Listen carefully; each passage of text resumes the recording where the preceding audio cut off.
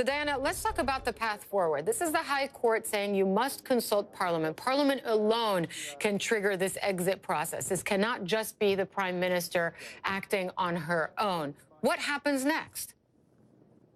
Well, the government has said that it's going to appeal this ruling. So, first of all, it's going to go to the Supreme Court. But if the Supreme Court does uphold this judgment, it will mean that the Parliament will have to vote on Article 50. Now, it's a completely confused picture of what will then happen. Is it going to be a single resolution that goes before Parliament? Will it be an act of Parliament?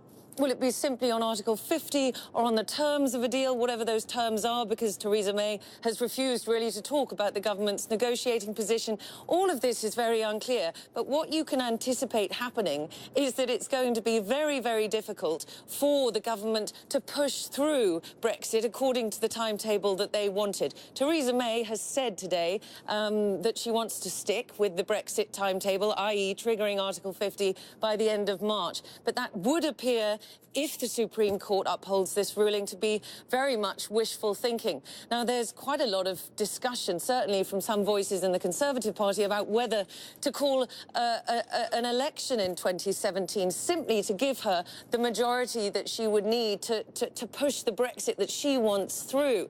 But she has once again repeated today that she doesn't expect to call an election before 2020. Anyway, it's a very, very confused picture, a constitutional crisis if the Supreme Court goes with this, but a victory, of course, for the group of people who were crowd-funded and who brought this case to the High Court. Let's just have a listen to Gina Miller, who is a philanthropist, a businesswoman who brought this case.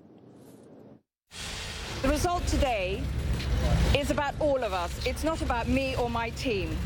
It's about our United Kingdom and all our futures. It's not about how anyone voted. Every one of us voted for the best country and the best future. This case was about process, not politics.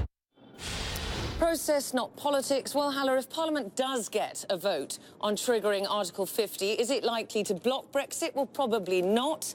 Right. The will of the people needs to be respected, and members of Parliament need to answer to their constituents, and so they will probably go with it. But it will be much more difficult. You can imagine the process to be much more convoluted, complicated.